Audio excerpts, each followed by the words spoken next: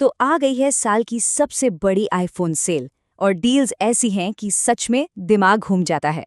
लेकिन इतनी सारी चमक दमक के बीच आखिर सही फोन चुने तो चुने कैसे? ये बहुत मुश्किल हो सकता है। बिल्कुल, यही वो सवाल है जो इस वक्त हर किसी के दिमाग में चल रहा है कि क्या पुराना मॉडल ले लेना चाहिए, सस्ता जो मिल रहा है, या फिर थोड़े और पैसे डाल के नया वाला उठा लें। तो चलिए आज इसी पूरे कन्फ्यूजन का हल निकालते हैं। हमने क्या किया है? हमने सारे एक्सपर्ट्स की सलाह, सारे रिव्यूज, सब कुछ एक जगह इकट्ठा कर लिया है ताकि फैसला लेना आसान हो जाए। एक एकदम स्मार्ट और सही फैसला। तो सबसे पहले वो डील जिसने सबका ध्यान खींच रखा है, आईफोन 16।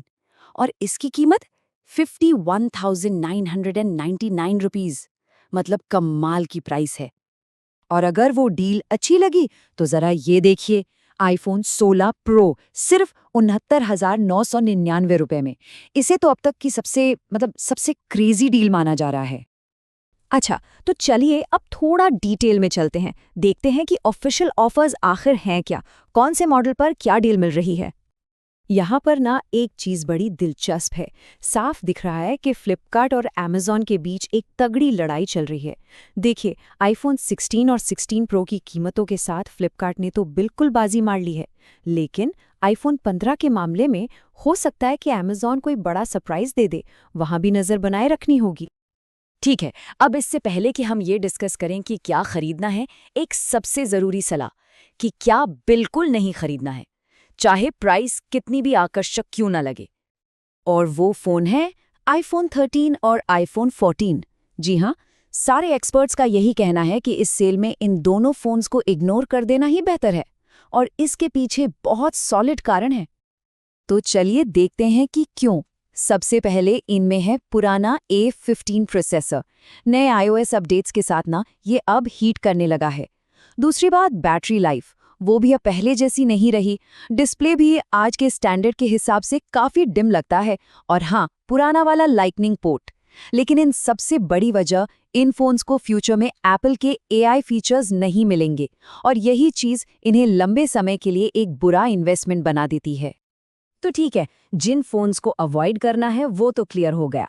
अब आते मेन सवाल पर कि फिर सही नॉन प्रो मॉडल आखिर है कौन सा। देखिए, बहुत से लोगों के लिए ना इसका जवाब बड़ा सिंपल है, आईफोन 16। बिल्कुल सीधा साधा सबसे अच्छा ऑप्शन।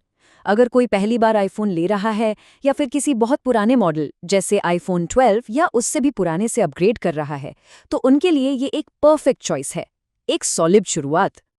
लेकिन अगर बजट 45,000 से कम का है तो यहाँ पर कन्फ्यूजन थोड़ा बढ़ जाता है, क्योंकि अब रेस में दो फ़ोन हैं। एक तरफ है ट्राइड एंड टेस्टेड आईफोन 15 और दूसरी तरफ है नया नवेला आईफोन 16E। अब इनमें से किसे चुने?